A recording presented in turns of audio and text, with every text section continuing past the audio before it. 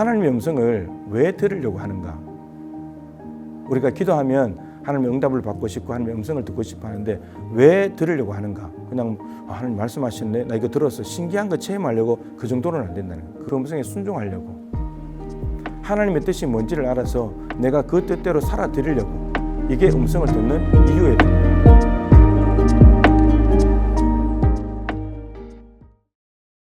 여러분 반갑습니다. 순천동북교회 이정환 목사입니다. 오늘 벌써 9번째 시간을 맞이했는데요. 지금 진행하고 있는 음성 듣기도 아마 이 프로그램에 가장 일치된, 문구 그 자체로 일치된 주제가 오늘 9강의 내용이 아닐까 싶습니다. 오늘 내용은 기도해도 하나님의 음성이 들리지 않아요 라는 주제입니다. 우리가 기도를 하고 나면 이제 하나님으로부터 응답을 기대하잖아요. 그래서 하나님의 음성을 좀 듣고 싶다, 꼭 들었으면 좋겠다, 응답이 왔으면 좋겠다, 이렇게 이제 기대를 하는 건데, 근데 기도를 해도 하나님의 음성이 들리지 않는다. 그렇다면 무엇인가가 어느 지점에 무슨 문제가 있거나 점검하거나 체크를 해보아야 될 사항이 있다는 것이겠죠. 그래서 오늘 그 부분 이야기를 좀 나눠보고 하나님과 소통이 이렇게 원활하게 좀 잘 됐으면 좋겠다라고 이렇게 말씀드리고 싶습니다. 우선 우리 기독교가 계시의 종교라는 것을 좀 알면 좋겠습니다. 이 계시라는 말은 열어서 보여준다는 건데, 그거 없는 게 아니고 있는데 이렇게 은근하게 감춰져 있다가 이제 열어서 보여준다는 건데, 이 계시라고 할 때는 두 가지를 성경에서 이야기합니다. 자연 계시 혹은 일반 계시. 그래서 하나님이 만드신 피조물 속에 하나님의 능력과 신성을 갖다 넣어 놓았다. 로마서 1장에서 그렇게 이야기를 하시죠. 그래서 만드신 피조물들을 보면 저것들을 어떻게 만들었을까? 사람은 저렇게 만들 수 없는 건데, 근데 누군가가 신적인 존재가, 어떤 인간의 초월적인 존재가 저렇게 만들어 놓았다. 그래서 이게 수족관이나 가도 물고기, 그 천년세계 물고기들 어떻게 저렇게 될 수 있을까? 이런 생각이 들고, 그리고 인간 자체가 이 몸 안에 이제 동맥, 정맥, 모세혈관 다 합치면 12만 킬로의 혈관이 이렇게 놓여져 있는데, 이게 지구 세 바퀴거든요. 근데 이게 엄마 뱃속에서 조그마한 생명이 어떻게 거기에서 뼈가 자라고 혈관이 이렇게 만들어서 이렇게 살아갈까? 이런 것만 봐도 인간의 힘으로는 불가능하고 하나님이 계시구나, 창조주가 계시다는 것을 알 수밖에 없는, 이제 이런 것들이 이제 자연 계시, 일반 계시라고 하고, 일반이 있으니까 또 특별 계시가 있겠죠. 근데 일반 계시만으로는 우리가 이제 구원에 도달하기가 참 힘들다라고 하는 거죠. 그래서 구원받는 길을 알아야 되는데, 하나님께서 그것을 가르쳐 주시기 위해서 특별 계시, 바로 성경을 우리에게 주셨다라고 하는 거죠. 그 성경에 보면 성경 말씀을 왜 적어 놓았는지, 그 안에는 무슨 내용이 있는지, 누구에 대한 것인지, 무엇을 위한 것인지가 쭉 다 기록이 되어 있는데, 한마디로 우리를 구원하시기 위해서 하나님은 우리를 사랑하시고 우리를 구원하신다는 내용이 다 기록이 되어 있는 거죠. 그래서 흔히 구약 성경은 오실 예수님, 그리고 신약은 오신 예수님, 그리고 구약 신약 다 합치면 다시 오실 예수님, 이런 내용들이 적혀져 있는데, 그래서 공통점은 예수님이잖아요. 그래서 하나님께서는 예수 그리스도를 통해서 우리에게 자신을 다 계시하시고 보여주셨다. 이걸 먼저 좀 이해를 하면 좋을 것 같은데, 하나님께서는 자신을 보여주시는 그 여러 가지 방편들, 도구가 있는데, 성경 안에도 보면 때로는 꿈을 통해서 요셉, 그 다음에 다니엘, 그리고 부모님인 마리아와 요셉 다 환상, 꿈, 환상을 통해서, 선지자들 환상을 통해서 하나님께서 자신을 다 알려주시기도 하고, 또 그 안에서 또 말씀하시기도 하고, 이런 내용들이 기록이 되어 있습니다. 자, 중요한 것은 이제 하나님과 우리와의 기본 관계, 성경에 말하는 기본 관계는 하나님은 말씀하시고 우리는 듣는다, 듣고 순종한다. 이게 가장 기본적인 관계입니다. 하나님께서 우리에게 말씀하시는데 그냥 재미삼아서 의미도 없는 말을 하실 리는 없을 테고, 그러면 그 말씀이 중요한 가치가 있고 우리에게 유익하기 때문에 말씀하신다면, 우리는 그 말씀을 들었을 때 그 말씀을 듣고 순종할 수 있다면 정말 하나님께 영광이 되는 거고 좋은 관계가 유지가 되는 것이겠죠. 하나님은 말씀하시고 우리는 듣는다고 할 때 중요한 것을 좀 더 들어가 보면, 하나님이 말씀하셔야만 우리는 들을 수 있습니다. 하나님이 말씀하지 않는다면 들을 수가 없는 것이겠죠. 그래서 그런데 성경에서는 하나님은 말씀하시는 분으로 나옵니다. 그럼 우리는 들을 수 있어야 되겠다라고 하는 거죠. 사무엘이 어릴 때 엄마 젖을 때고 한나가 성전에 이제 들어다녔는데 하나님께서 사무엘을 부르셨습니다. 사무엘아, 사무엘아. 하나님은 사람의 이름을 부르시고 찾아오시는 분이신데 근데 사무엘이 잘 알아먹지를 못했잖아요. 누가 말하는지. 그래서 엘리가 말하는 줄 알고 엘리에게 쫓아갔고 근데 그걸 3번이나 반복하면서 나중에 엘리가 조금 남아있는 희미한 영적 감수성을 가지고 사무엘에게 말하기를 다시 하나님께서 너를 부르시거든 말씀하십시오. 주의 종이 듣겠습니다. 이렇게 반응을 해라. 가르쳐 주죠. 그래서 하나님께서 3번째에 다시 오셨을 때 하나님께서 말씀하시고 사무엘은 말씀하십시오. 제가 듣겠습니다. 라고 이야기를 했고 실제로 그렇게 됐을 때 하나님이 말씀하시고 우리가 들었다면 두 번째 뭘 해야 되냐? 우리는 순종해야 된다. 그래서 사무엘은 자기가 들은 그 말씀을 다 이야기를 합니다. 엘리 가문에 대한 몰락이었거든요. 그걸 다 이야기를 합니다. 순종해서 그러면서 사무엘이 하나님의 선지자로 세움받았다는 것이 공적으로 입증이 되는 이제 그 장면이 사무엘서에 나오는 것을 볼 수가 있습니다. 순종은 어떻게 해야 되느냐 하면 저는 4가지로 이렇게 좀 말씀드리는데 즉각적으로 그러니까 뜸들이지 말고 이런저런 핑계 대지 말고 말씀을 들었다면 즉각적으로 그리고 두 번째는 기쁨으로 억지로 막 힘들어하면서 그런 것이 아니고 하나님이 말씀하시고 뜻을 나타내 보여주셨으니까 기쁨으로 그리고 어떻게 순종해야 되냐 자발적으로 그러니까 등 떠밀려서 하는 것이 아니라 내 마음에서 감동이 일어나서 하나님께 대한 순종, 충성심을 가지고 순종하는 것 그리고 제일 중요한 것이 온전하게 이 온전하게라는 말은 100% 하나님께 순종하는 것인데 예수님을 좀 예를 들어보면 예수님께서 고난 당하셨다. 우리가 이렇게 생각을 하면 십자가만 생각하잖아요. 십자가에 죽는 거 이렇게 생각하는데 근데 단순히 십자가의 죽음 그것만 의미한다기보다는 그 안에 포함되어 있는 하나님의 뜻을 이루려고 하는 순종이 무엇이 들어가 있냐면 우리가 전인격이라고 할 때는 지정의를 이야기하잖아요. 생각하는 것, 지식적인 부분들, 그 다음에 감정, 기분, 느낌, 그 다음에 의는 이제 의지적인 거 이런 거잖아요. 그래서 예수님께서 아버지의 뜻을 알아차렸을 때 하나만 순종하신 것이 아니고 이미 생각 속으로 내 뜻이 아니라 아버지의 뜻대로 순종해야지 하시고 처음에는 눈물을 흘리면서 통곡과 그리고 어쩔 줄을 몰라 하면서 고민하여 죽게 생겼다고 하면서 그런 감정을 인간적인 감정 그대로 드러내셨지만 근데 그것이 점차 사라지면서 마음이 안정이 되고 그러면서 의지적으로 십자가를 향해서 걸어가시는 예수님. 그래서 이 지정의가 다 이렇게 전체적으로 전인격적으로 하나님께 100% 순종하는 것이 예수님의 모습이었다. 그리고 즉각적으로 기쁨으로 자발적으로 온전하게 모두가 들어가 있는 것이 예수님의 순종이었다라고 하는 거죠. 그래서 하나님의 뜻을 알고 하나님의 음성을 들었다면 우리가 해야 될 일은 예수님의 모범을 따라서 순종하는 것 이것이 돼야 된다라는 것. 우선 요거 정리하고 다음으로 가보면 하나님의 말씀이라고 할 때는 우리가 3가지가 있다고 이제 말을 하는데 첫 번째 말씀 자체이신 예수 그리스도가 말씀이시고 두 번째는 기록된 말씀인 성경도 하나님의 말씀이죠. 세 번째는 그 말씀을 가지고 선포한 선포된 말씀 이제 이렇게 3가지를 이야기합니다. 말씀의 삼중성이라고도 하는데요. 3가지가 모두 다 하나님의 말씀이다 이제 이렇게 이야기하는데 근데 하나님의 음성이라고 할 때는 성경에 들어갈 만한 66권에 포함될 만한 정경에 들어갈 만한 권위는 없지만 그러나 반드시 존재하고 있는 거 이렇게 이야기를 할 수 있겠습니다. 내가 어떤 하나님의 음성을 들었다고 해서 이거 성경에 갖다 너 하나님 말씀하셨으니까 이렇게 할 수는 없다는 거죠. 성경은 이미 다 정해져 버린 거니까. 그렇지만 그것이 없는 것이 아니라 분명히 우리가 신앙생활을 하는 데 있어서 하나님은 말씀하시고 우리는 듣고 이 관계가 계속 이루어지고 있다라는 거죠.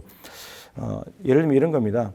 설교를 듣고 있을 때 하나님께서 가슴에 갑자기 담아두신 거 어떤 단어, 하나의 문장 이런 표현들 이런 것들이 가슴에 들어서 확 박히는 거죠.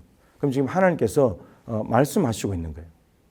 하나님께서 말씀하시. 이게 하나님의 음성이라는 거죠. 음성이 정하나 이렇게 말씀하실 때도 있긴 하지만 그건 매우 드문 상황이고 대부분은 성경 말씀을 가지고 설교를 푸실 때 설교로 선포된 말씀이 될 때 그때 하나님께서 듣게 하시는 말씀들 그것이 지금 나에게 준 우리가 흔히 레마의 말씀이라 그러죠. 나에게 주시는 말씀 하나님의 음성을 듣는 거죠. 그리고 성경을 읽을 때도 정말 새롭게 깨달아지는 말씀. 성경에 이런 말씀이 있었어? 이러면서 우리가 이제 날마다 똑같은 일상을 살아가지만 영적인 상태나 이런 것들은 다 다르잖아요. 기분도 다르고 마음도 다르고 즐거울 때도 있고 힘들 때도 있고. 근데 그때의 성경을 읽을 때 내 마음 상태, 영적인 상태에 따라서 감동을 주시는 말씀이 다를 수 있잖아요. 그렇듯이 그 상황 속에서 주시는 성경 읽는데 이 구절이 눈에 들어왔다. 거기에 시선이 멈췄다. 가슴이 뛴다. 하나님께서 지금 그걸로 말씀하시는 거예요. 그게 하나님의 음성이라는 거죠. 근데 그런 것들을 잘 마음속으로 받아들이는 것이 중요하다는 거예요. 놓치지 않고 그걸 붙드는 거죠. 지금 하나님께서 그 말씀, 그 구절을 말씀하시고 싶은 거죠. 그래서 그런 말씀을 들으면 위로가 되기도 하고 힘이 되기도 하고 문제가 해결되기도 하고 갑자기 기쁨이 샘솟기도 하고 이제 이런 거죠. 찬송도 마찬가지예요. 저는 이제 찬양을 부르다가 이제 예수님 만나고 은혜 받은 사람이기 때문에 귀중한 그 보배 피 나를 위해 흘렸네 그 피로 내 죄 씻었네. 그러니까 예수라는 분이 귀중한 보배 피를 흘렸대요. 근데 왜 흘렸는가 봤더니 나를 위해 흘렸대요. 나는 본 적도 없는 분인데 근데 그분이 나를 위해서 왜 피를 흘렸을까라고 했더니 그 피로 내 죄를 씻었대요. 근데 그때 그물이 들이라는 아주 오래된 찬양인데 근데 그 찬양을 부르는데 그 가사가요 놀랍게도 100% 믿어졌어요. 그냥 찬양을 부르는데 그러니까 하나님께서 그 찬양 가사를 통해서 저에게 지금 말씀하시는 거죠. 다른 앞에 구절들은 아니고 맨 후렴 부분만 그 후렴구와 제 마음속에 들으면서 제가 그날 눈물 콧물 흘리면서 회개하고 내가 죄인이었구나 깨닫고 하나님이 나의 구세주구나 깨닫고 예수님을 믿기 시작한 거죠. 그러니까 이렇게 하나님은 음성을 말씀하신다. 설교 말씀을 통해서 성경을 통해서 그리고 찬양을 통해서 찬송가를 통해서 이렇게 말씀을 자꾸 말씀하세요. 근데 우리가 이제 자꾸 획일적으로 진짜 육성으로 들리는 그런 것만 자꾸 생각하고 있으니까 하나님이 말씀하셔도 놓칠 때가 많고 못 알아먹을 때가 있다는 거죠. 그냥 나에게 가사가 참 다가오네 이 정도로 느끼지. 그런데 실제로 하나님께서 지금 말씀하고 계시다. 하나님의 음성을 들려주고 계신 거다. 이렇게 이제 이해를 할 수 있다는 거죠. 다윗 같은 경우는 이제 압살롬을 피해서 도망을 가다가 시므이가 따라오면서 저주를 하잖아요. 피를 흘린 자여 가거라 가거라. 그러니까 사울이 죽은 이유가 다윗 너 때문에 죽었다. 그럼 시므이는 사울 집안 사람이거든요. 그래서 다윗을 막 저주했습니다. 그때 다윗의 부하들은 아니 어떻게 다윗을 저렇게 욕해? 그러면서 없애자고 했는데 다윗은 그것을 하나님의 음성으로 들어버리죠. 놔둬라. 하나님께서 시므이를 통해서 지금 나한테 하시는 말씀이다. 이렇게 들어버려요. 그러니까 하나님과 영적으로 예민하게 있는 사람은 저주하는 사람을 통해서도 하나님의 음성을 들을 수 있다는 거예요. 그래서 다윗이 시므이라는 목숨을 함부로 해치지 않거든요. 살려주는 거예요. 이렇게 갈 수 있다는 거예요. 그러니까 지금 이제 무슨 말씀을 드리고 있냐면 하나님은 다양한 경로를 통해서 우리에게 말씀하신다. 그래서 그렇기 때문에 예배 안에는 성경도 있고 설교도 있고 찬송도 있고 기도도 있고 다 있잖아요. 그러니까 예배 시간에 하나님이 주로 우리가 기도한 것에 대해서 응답하시는데 언제 하실지 모르는 거예요. 그렇기 때문에 모든 예배 순서마다 귀를 기울이고 가는 거죠. 예배 순서 중에 이제 교회들마다 예배 순서가 좀 다르긴 한데 예배 순서 중에 뭐가 제일 중요할까요? 이렇게 사람들이 물으면 대부분이 설교라고 이야기합니다. 그래서 예배 전체 시간의 절반 정도가 설교니까. 근데 제일 중요한 것은 성경 봉독이에요. 왜 그러냐면 성경 봉독을 한다는 것은 그날의 본문을 읽는 건데 하나님께서 지금 그 성경 말씀을 통해서 말씀하시는 거예요. 그래서 이 성경 말씀을 읽을 때 하나님께서 그 사람에게 풀어줘 버리잖아요. 그러면 극단적으로 말하면 설교 안 들어도 돼요. 그 설교라는 것은 그날의 성경 본문을 가지고 이런저런 참고서를 가지고 그리고 묵상한 걸 가지고 그냥 쉽게 풀어낸 거잖아요. 선포된 말씀, 그리고 설교가 선포된 말씀이니까 말씀이라고 할 수는 있는데 성경 본문보다 중요하지 않고 그리고 성경을 가지고 설교를 하는데 그날 본문 이외에 다른 본문을 언급할 수 있잖아요. 인용해가지고 도움을 빌리기 위해서. 근데 그 인용하는 본문보다도 중요하지 않아요. 이 본문이 제일 중요해요. 그래서 성경 봉독을 할 때 그다음 찬양대하고 그다음 설교인데 제가 성경 봉독할 때 은혜를 많이 받을 때가 있어요. 설교 준비를 열심히 해왔는데 성경 봉독하는데 하나님께서 또 새로운 것을 말씀하세요. 깨닫게 해주시는 거죠. 그럼 그걸 제가 찬양할 동안 얼른 메모를 해요. 그러면 그것이 굉장히 힘이 있고 결정적일 때가 많아요. 그러니까 예민하게 열려져 있어야 된다라고 하는 거죠. 그래서 사람들이 예배 순서에 나름대로의 중요성 도를 좀 다르게 해가지고 설교에 집중하고 나머지는 그냥 대충 막 넘어가요. 근데 하나님은 언제든지 말씀하실 수 있다. 그래서 우리가 하나의 통로, 하나의 채널만 가지고 있지 말고 다양한 채널을 가지고 있는 것이 중요하다. 우리의 오감을 다 열고 하는 것이 매우 중요하다라고 그 말씀 좀 드리고 싶어요. 그리고 기도하다가 어떤 성경 구절이 떠오른다. 그러면 하나님께서 지금 그걸 말씀하고 계시는 거예요. 그 말씀을 붙잡고 그 말씀이 무슨 뜻인지 하나님께 여쭙고 그 말씀을 가지고 계속 기도하는 게 필요해요. 그러니까 내 기도 레파토리가 있는데 갑자기 어떤 기도가 끼어 들어왔다. 성경 구절이 떠오르면서 혹은 어떤 사람이 생각난다. 혹은 어떤 일이 생각난다. 그러면 하나님께서 지금 그 부분에 대해서 기도하라고 하시는 것이기 때문에 내가 정한 기도 제목이 아니라 하나님 성령께서 지금 깨닫게 해주시는 기도 제목이니까 그걸 하나님의 음성으로 알아차리고 내 기도 좀 멈춰놓고 그걸 붙잡고 기도를 해야 된다는 거예요. 한 가지 좀 우리가 생각해야 될 건 이거예요. 하나님의 음성을 왜 들으려고 하는가? 우리가 기도하면 하나님의 응답을 받고 싶고 하나님의 음성을 듣고 싶어 하는데 왜 들으려고 하는가? 그냥 하나님 말씀하셨네. 나 이거 들었어. 신기한 거 체험하려고 그 정도는 안 된다는 거예요. 그걸 넘어서서 시작할 때 말씀드린 대로 그 음성에 순종하려고 하나님의 뜻이 뭔지를 알아서 내가 그 뜻대로 살아드리려고 이게 음성을 듣는 이유여야 된다는 응답을 받는 이유여야 된다는 거죠. 그래서 기도라는 것이 하나님과 대화하는 것이고 대화하는 목적은 하나님의 뜻을 알기 위함이고 뜻을 알고자 하는 이유는 순종하려고 이게 기도 생활이고 이게 신앙 생활이니까 그래서 우리가 왜 음성을 들으려고 하는가라고 했을 때 음성 자체 신기한 체험을 넘어서서 그분의 뜻대로 한 가지라도 하루라도 살아드리려고 이것이 우리가 음성을 듣는 목적이 되면 좋겠다라고 하는 거죠. 자 이제 마지막으로 기도에도 음성이 들리지 않는 이유가 분명히 있을 겁니다. 못 듣는다면 이유가 있을 텐데 첫 번째는 하나님이 말씀하지 않아서 하나님이 말씀하지 않으실 때가 있습니다. 하나님께서 어떻게 보면 징계 차원이기도 하고 그런 건데 대표적으로 이제 아브라함을 들 수 있는데 아브라함에게 하나님께서 사라를 통해서 약속의 자녀를 주겠다 분명히 약속을 했는데 근데 아이는 준다고 하셨는데 아이가 안 생기니까 조급해지잖아요 마음이. 그래서 아브라함이 하갈을 취해 가지고 이스마엘을 낳아버려요. 그게 참 재밌잖아요. 하나님이 약속하신 자녀는 아브라함과 사라 통해서 나오는 건데 거기에는 애가 안 들어서는데 인간적인 방법을 취했더니 애가 금방 생겨요. 그 이스마엘을 낳았습니다. 그러고 난 뒤에 하나님께서 그게 창세기 16장인데 16장에서 17장 1절로 넘어가는 그 사이에 단 끼어든 이야기 하나도 없는데 그 간격이 13년이에요. 그래서 13년 동안 하나님이 아브라함에게 침묵, 말씀하지 않으세요. 그러면서 13년 만에 찾아오신 하나님께서 뭐라고 말씀하시냐면 아브라함에게 나는 전능한 하나님이다. 너는 내 앞에서 안전하라. 그러니까 이런 말이죠. 나는 너에게 아들 준다고 했기 때문에 임신하지 못하는 사라를 통해서 아들 줄 수 있다. 나는 전능하니까. 그리고 약속한 것은 반드시 지킨다. 근데 내가 어떤 분인지를 모르고 네가 하나님을 방법을 신뢰하지 못하고 인간적인 방법을 택했구나. 나 앞에서 온전하면 좋겠다.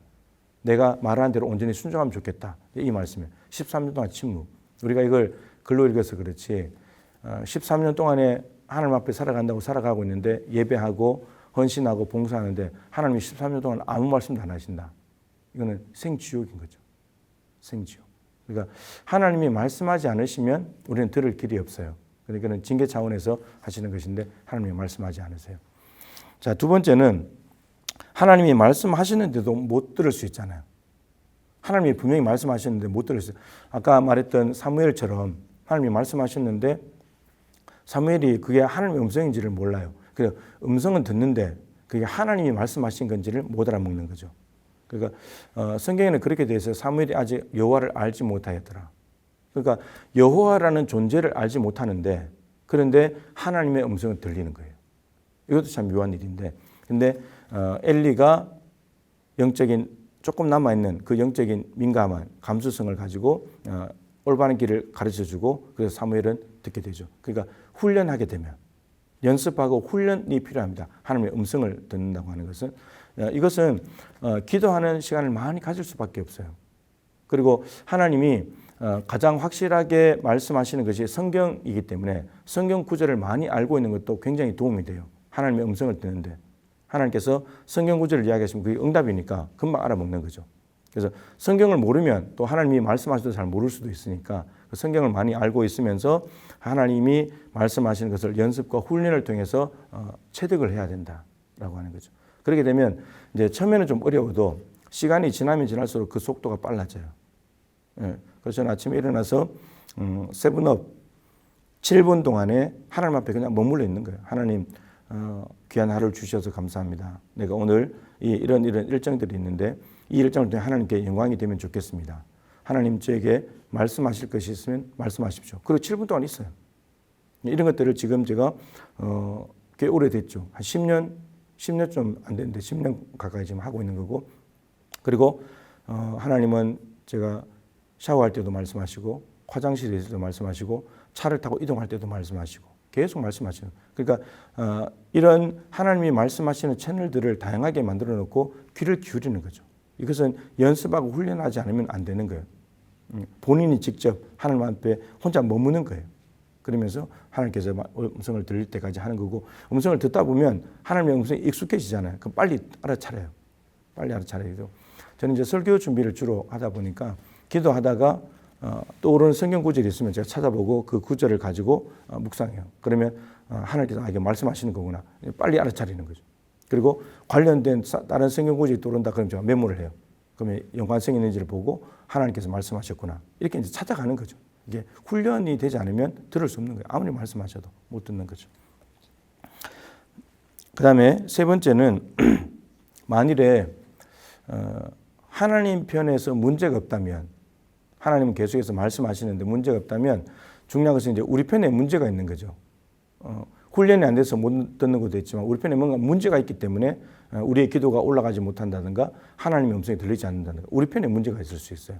자, 그것을 좀 정리를 하면 우선은 구하라 그리하면 주실 것이요 부르짖으라 내가 네게 응답할 것이다. 우리가 기도하면 하나님이 분명히 들으신다고 말씀하셨습니다. 이건 하나님의 약속이니까 분명히 되는 건데 그런데 모든 기도가 하나님께 상달되는 것은 또 아니에요. 하나님이 안 들으시는 것이 있어요.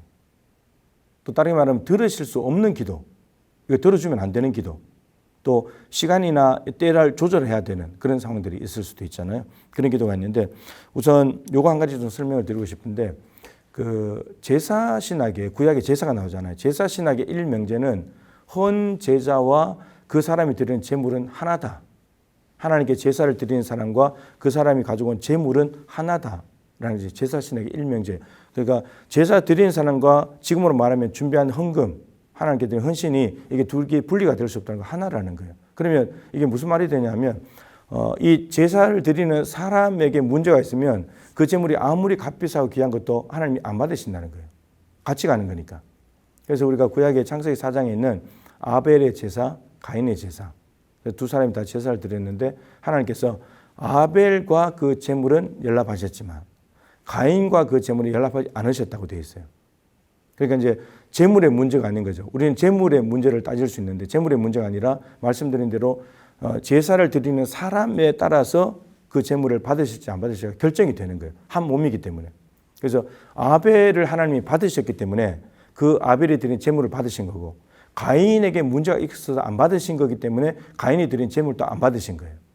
그럼 똑같은 논리로 기도하는 사람도 기도자가 어떤 상태에 있냐에 따라서 내 기도가 하나님께 갈 수도 있고 안 갈 수도 있다는 거예요. 내가 중요한 거예요. 내용이 뭐냐가 중요한 것이 아니라 내용도 물론 중요하겠죠. 내 욕심을 따르고 하는 그런 거 중요한 건데 근데 내가 어떤 상태에 있고 내가 어떤 마음으로 구하고 있느냐 이거에 따라서 내 기도가 하나님께 상달될 수도 있고 안 될 수도 있다는 거예요. 똑같은 논리로. 그럼 성경에 하나님께서 듣지 않으시는 기도가 있습니다. 그걸 우리가 좀 정리하고 정리해야 될 이유는 하나님이 이런 기도를 듣지 않으신다면 이런 내용들을 다 피하고 이런 것들을 조심해서 하나님께 기도를 해야 되겠죠. 그러면 하나님의 음성을 들을 거니까. 크게 보면 한 4가지 정도 되는데요. 첫 번째는 구하지 않기 때문에. 하나님께 구하지 않기 때문에 하나님께서 음성을 들려주지 않고 응답이 없다는 거예요. 이거는 뭐 당연한 거잖아요. 기도하라 그러면 주신다고 했기 때문에 기도하지 않으면 못 듣는 거고 안 주시는 거니까 우선은 하나님께 구해야 된다라고 하는 것이 중요한 것이고요. 두 번째는 죄입니다. 죄. 시편 66편 18절에 보면 만일 내가 마음에 죄악을 품었더라면 하나님께서 주께서 듣지 않으신다. 그러니까 죄를 가득히 품고 기도하게 되면 하나님이 받지 않으신다는 거예요. 이사야 59장 1절 2절을 아마 많이 아실 텐데 포로로 잡혀간 이스라엘 백성들이 이렇게 말합니다. 포로살이하고 있으니까 힘들잖아요. 그러니까 하나님은 좀 손이 짧아지셔서 능력이 좀 부족해지셨나 보다. 하나님이 귀가 좀 둔해지셔서 우리 기도를 안 들으시는가 보다. 이렇게 생각을 하고 있었어요. 그런데 이사야를 통해서 하나님께서 그 이스라엘 백성이 하는 말을 그대로 받아서 여호와의 손이 짧아서 너희를 구원하지 못하시는 것이 아니다. 하나님의 귀가 둔해져서 너희들의 기도를 듣지 않으시는 것이 아니다. 왜 그런지 아냐? 오직 너희 죄악이 너희와 하나님 사이를 갈라놔 버렸다. 여러분, 죄는 분리시키는 힘이 있어요. 하나님과 우리 사이를 분리시켜 버려요. 그래서 너희 죄악이 너희와 하나님 사이를 갈라놓은 것이다. 하나님 편에 귀가 둔해졌다든지 손이 짧아진 그 문제가 있는 것이 아니고 너희들 편에 문제가 있는 거다. 그래서 갈라지게 해가지고 하나님이 너희들이 아무리 부르짖어도 하나님이 못 들으시는 거다. 이런 겁니다. 우리가 죄를 지으면 어떻게 되냐? 먹구름이 생겨요. 먹구름이 생기면 위에는 태양이 있죠. 근데 먹구름 때는 안 보여요. 여기서 아무리 태양을 보려고 해도 볼 수가 없는 거고 태양빛을 아무리 비춰줘도 먹구름 때문에 우리에게 빛이 안 오는 겁니다. 그런 거예요. 그러면 이제 이 먹구름이 문제가 된 거죠. 근데 먹구름은 우리가 만든다는 거예요. 우리가 죄 때문에 죄를 지으면 먹구름이 생겨버리니까 하나님이 아무리 은혜의 빛을 비추려고 해도 태양이 없어서 못 보는 것이 아니라 있는데도 은혜의 빛을 못 받는다는 거죠. 그러면 어떻게 되냐? 죄의 먹구름을 걷어내야죠. 회개하는 수밖에 없어요. 그래서 죄악을 품으면 하나님이 들으실 수 없는데 그걸 해결하는 방법은 죄를 없애야 된다. 회개하는 수밖에 없다. 에스겔 선지자가 2차 포로로 바벨론 땅에 포로로 잡혀갔고 거기서 하나님께서 제사장으로 선지자로 활동하게 하셨는데 근데 그 포로로 잡혀간 사람들 중에서 장로들이 두세 사람이 에스겔에 찾아오는 장면이 있어요. 에스겔에 찾아온다는 말은 하나님께 뭔가를 여쭙는다는 거죠. 하나님께서 선지자로 세워놨으니까. 그런데 하나님께서 에스겔에게 말씀하셔요. 저들이 나한테 간구하는 것, 기도하는 것을 나는 용납할 수 없다. 기도는 분명히 하나님이 하라고 하신 것이고 하면 하나님이 들으신다고 했는데 그러면 왜 장로들이 찾아와서 에스겔을 통해서 하나님의 뜻을 알고자 하는데 왜 저들이 나한테 묻는 걸 하나님은 용납하실 수 없다고 하는가? 그러면 저 사람들에게 문제가 있는 거죠. 이렇게 말합니다. 마음속을 하나님께서 비춰줘 버려요. 저희들 속에 우상이 가득하다. 안에는 우상이 있으면서 겉모양만 나한테 기도하러 왔다고. 그래서 하나님께서 그 마음에 우상을 품고 있기 때문에 마음에 우상을 품고 하나님께 구하는 걸 내가 용납할 수 있겠냐.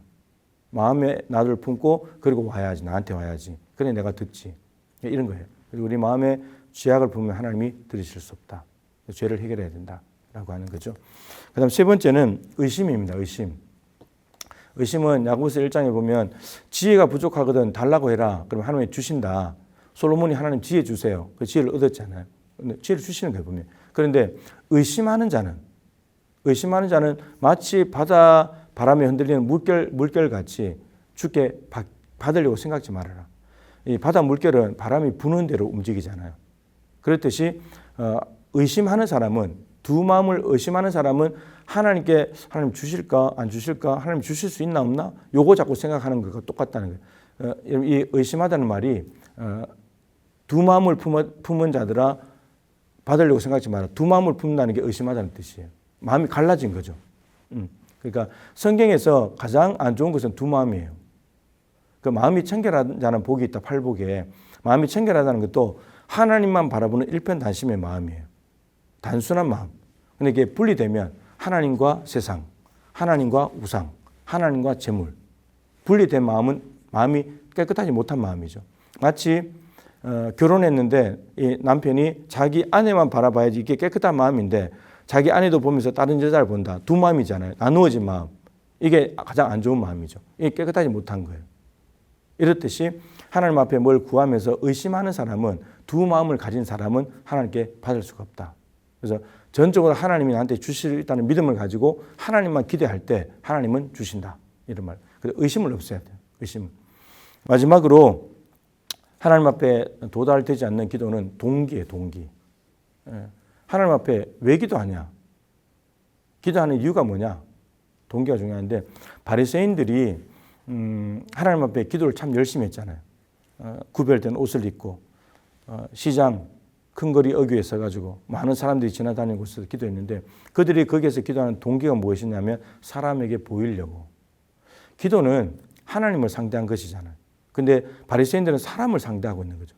그 동기도 사람들에게 칭찬받으려고. 하나님께 상 받기 위해서 기도하는 것이 아니라 사람들에게 칭찬받으려고 하는 동기를 가지고 그 목적을 가지고 기도했기 때문에 예수님께서는 바리새인들이 저걸 자기의 의라고 얘기지만 그리스도인들은 이 의를 넘어서야 된다. 그래서 너희들은 골방에 가서 하나님을 상대해서 하나님께 기도해라. 동기 자체가 하나님을 만나고자 하는 그 동기가 돼야 되지 사람을 향하면 안 된다. 그래서 이 동기, 마음의 동기, 그리고 정욕으로 쓰려고 잘못 구하는 것. 아까 야고보서 4장 2절 말씀드렸는데 구하여도 너희가 얻지 못하는 것은 구하지 않기 때문이고 근데 구하여도 얻지 못하는 것은 정욕으로 쓰려고 잘못 구하기 때문이다. 그러니까 구하는 목적이 뭘 달라고 하는 목적이 그걸 정욕적으로 쓰려고 내 욕심, 내 야망을 위해서 쓰려고 하는 것은 하나님께서 안 주신다는 거예요. 그래서 구해야만 주시기도 하지만 구한다고 해서 다 주시는 것이 아니라 그 속에 동기가 좋아야 된다. 깨끗해야 된다. 하나님만을 바라보는 마음이어야 된다. 이렇게 좀 정리를 할 수 있겠고요. 그래서 우리가 피해야 될 것들을 피하고 정리해야 될 것들을 정리한다면 그 마음을 가지고 하나님 앞에 기도한다면 하나님의 음성은 언제든지 들을 수 있다. 그리고 다양한 경로를 만들어서 하나님의 음성을 듣고 신앙생활하면 좋겠고 하나님의 음성을 듣고 신앙생활을 하면 정말 신납니다. 그리고 단 전제는 순종할 때. 순종하지 않는다면 하나님의 음성은 그냥 이렇게 쓰레기 취급당하는 건데 순종할 때 순종해보면 하나님이 왜 그걸 이렇게 하라고 하셨는지 왜 그걸 원하셨는지를 명확히 알게 되고 거기에는 엄청난 일들이 벌어지고 하나님 나라가 이루어지거든요. 그래서 순종하면 정말 신앙생활 하는 맛이 너무나 좋습니다. 신납니다. 저는 여러분들이 기도에 관련된 내용들을 잘 이해를 해서 하나님 앞에 올바른 기도를 드리고 그래서 하나님의 음성을 들으면서 순종하여 하나님 나라를 이 땅에 이루면서 신나게 신앙생활을 했으면 좋겠습니다.